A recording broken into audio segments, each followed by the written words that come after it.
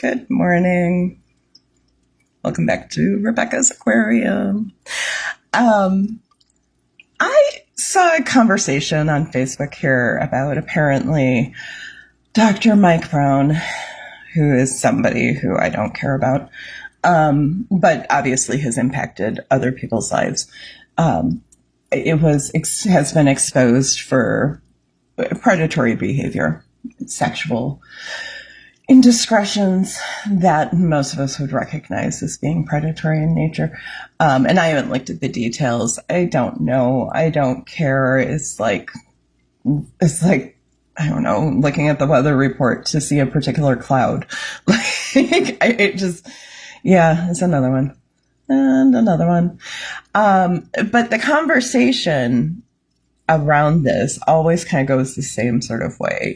People to say, oh my gosh, I can't believe this person, and I thought they were different, and this is the influence they had on me, and hey, it's so sad when somebody falls, and hey, we need to offer grace, and just we've gotten better, I feel like, about not immediately jumping to, oh, any of us could have been there, because that's not real.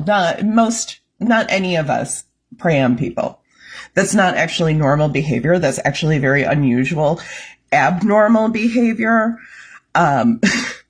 Genuinely, research says most people do not prey on other people because human beings aren't for preying on. Right? But our response to oh my gosh, a predator, we fixate on this predatory person. Well, it's not helpful.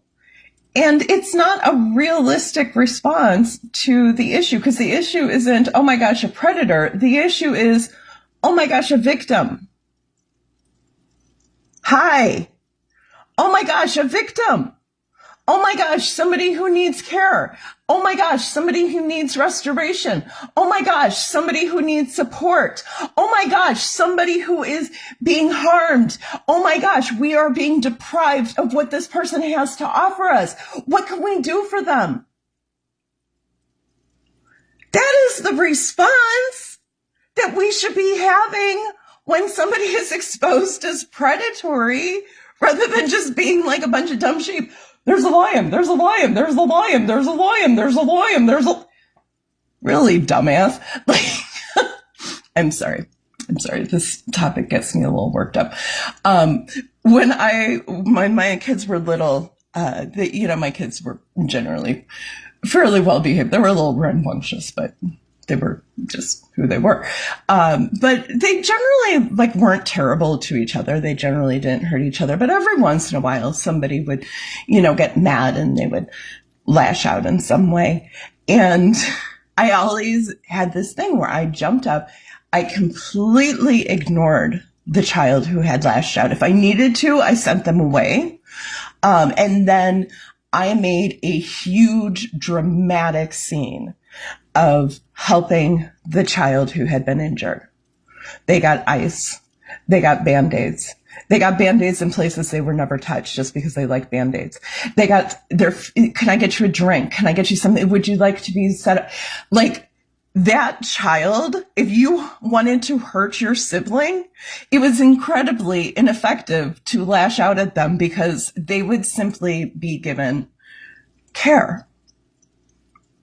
And then we would deal with your nonsense later, because your nonsense is not nearly as important as the well-being of the person who you harmed.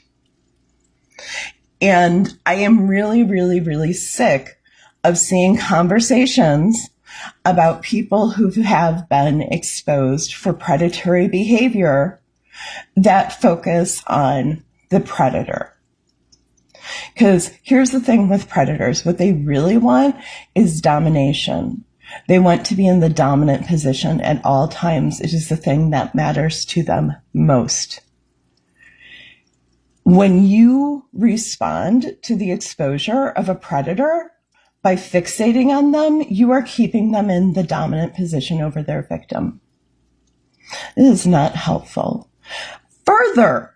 further, can I just tell you how disrespectful it is to the reality of what is happening, that people are concerned about, what do we do with the work of this predator? Well, guess what?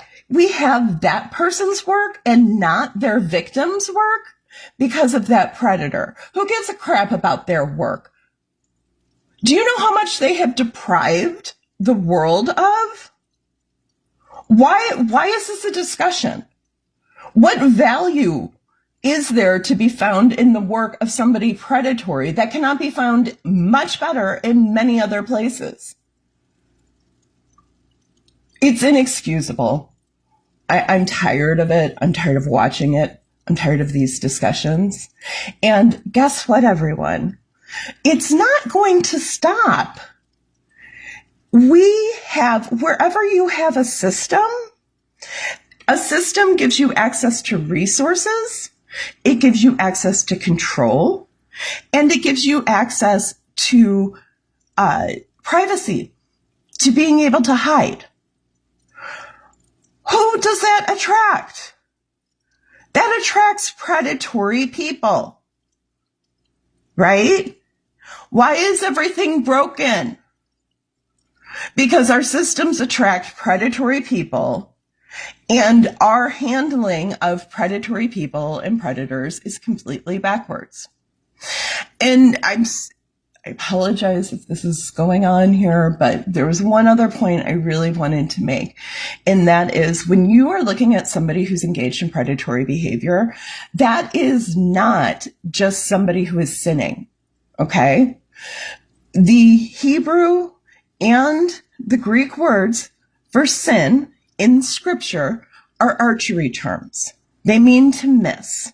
They describe when a person is trying to hit a target and they miss the target. They do not describe when a person has been told to hit the target and then turns and shoots someone standing nearby in the head.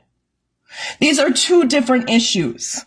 Okay? Somebody who doesn't know how to shoot the arrow can be a menace. They can hurt other people. They can miss the target.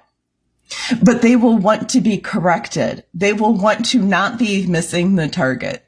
They're not going to stand there and be like, what do you mean? So I meant for the arrow to go 30 feet past where the target was. Do you see how far it went? Aren't you impressed? No, that's not how normal people behave. That's how predatory people behave.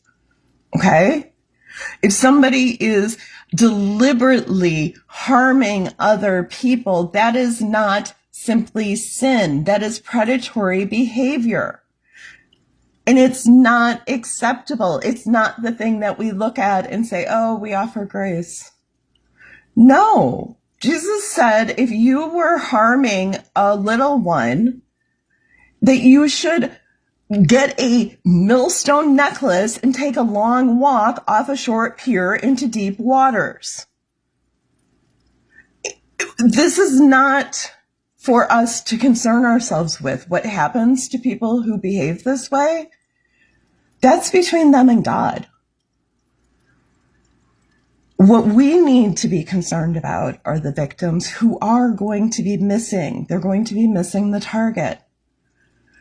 And they're going to be angry. And they're going to talk in ways that you don't want to hear. And you're going to have to fucking deal with it if you actually love God and intend to serve him. So please, especially if you are a person with a platform, a white male, perhaps, just as a suggestion, white women too. Some minorities, I don't know, whoever it applies to. If you're going to talk about a leader who has been exposed, don't carry on keeping them in the dominant position. Your concern should be for the victim. Your concern should be for what was lost because that victim was harmed and not able to live out the life that God would have them live. That's what you should be concerned about. That predatory person. You know what? guess what? I've had quite a few people exposed as predatory in my life. And once that happens, done. We're done. We're done. There's nothing more to say. Why do psychos do the things they do? Who knows? They do them because they are psycho. Who gives a crap? There's damage to be fixed out here. Let's focus on what's important, people. All right? That's what I have to say. So, anyway, if you haven't already, go check out my YouTube channel. I have all these videos there, plus some from over on TikTok that they're labeled and have descriptions, and there are playlists so you can find things if you missed something or you want to re-listen to something. And also, I've noticed that there are a few people who have not gone to my website and bought merchandise yet, and Christmas is coming, people. It's coming quickly, so you can make a big bang for low bucks, American made, supporting the work of people around the world, serving their local communities.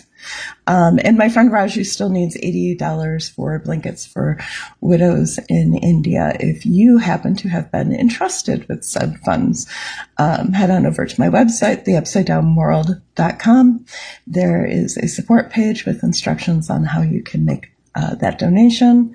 And while you're there, go to the merchandise shop and buy books. All right. Love you guys. Talk to you later. Bye.